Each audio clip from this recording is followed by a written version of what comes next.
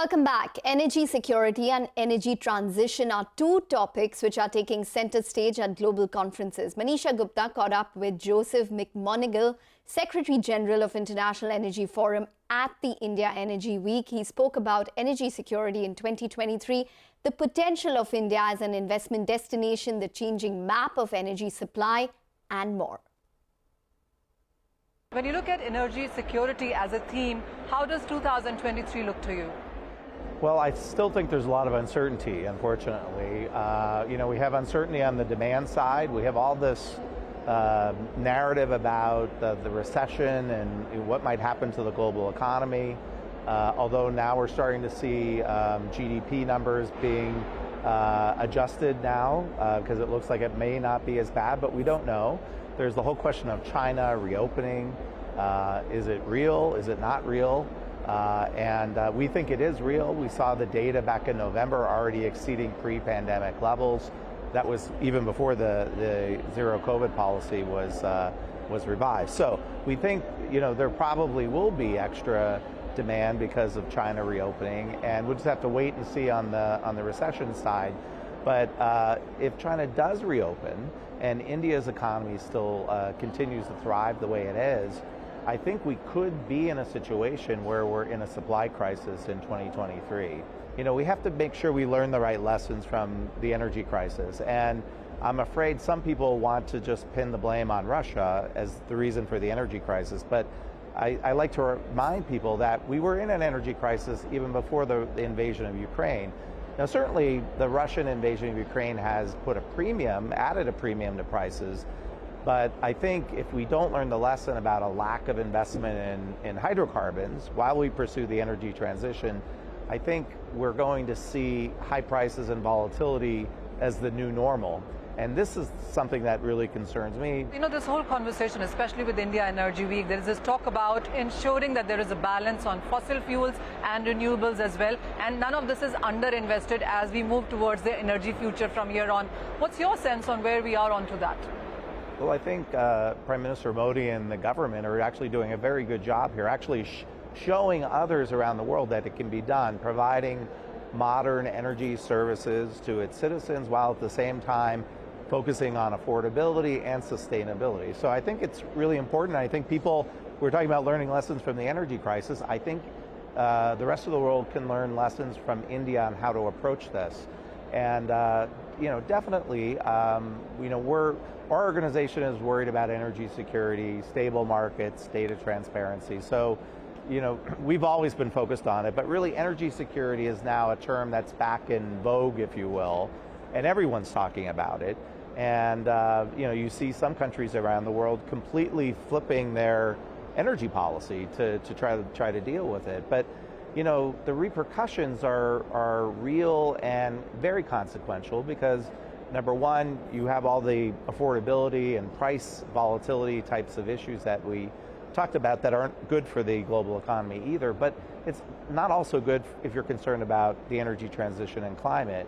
And that's because if prices get too high, you see some countries move to higher carbon, like coal, for example, sources. Even in Europe is using a lot of coal these days because natural gas prices are so high. So we're moving backwards, I think, on some of that.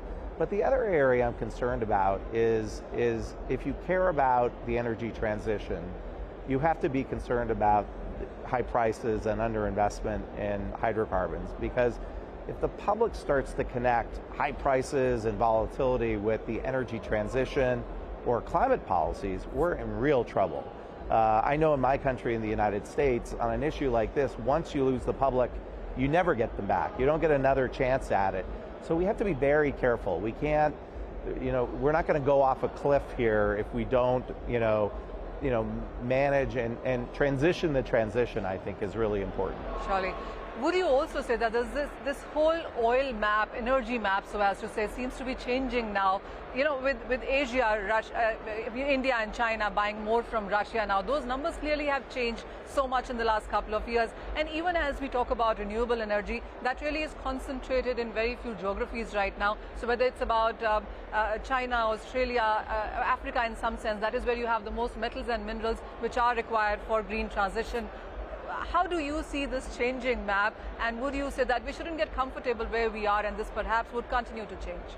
Well, I think there's still a lot of uncertainty about Russian supplies, but I think up until now, we haven't really seen, when the war started and sanctions were put in place.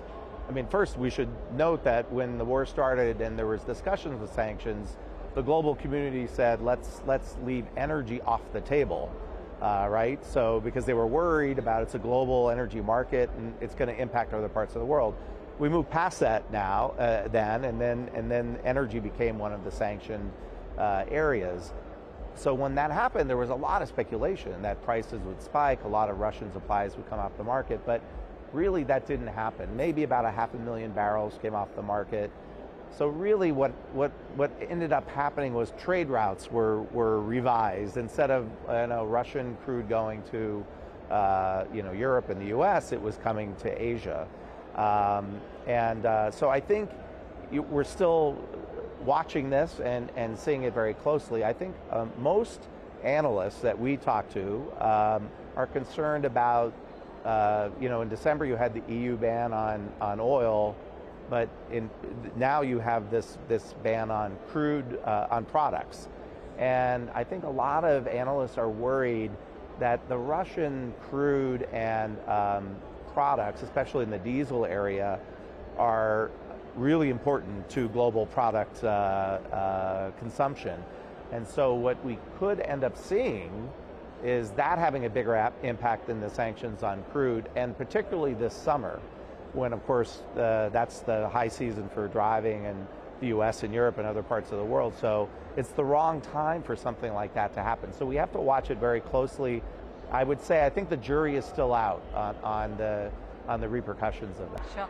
I have a couple of questions on India now. The PM Modi, when he spoke today, talked about a lot of opportunities in sense of investment, whether it was for gas or hydrogen or solar for that matter. How do you see India as a destination? Because the consumption numbers are high. How do you see India as a destination for investments? Well, huge opportunities, I think. The transition is not just important to achieve our climate goals, but it's also important if you're pursuing economic opportunities. And I think the next Googles of the future are going to come from energy technology companies that discover or invent some new technology or maybe even some new dramatic fuel type.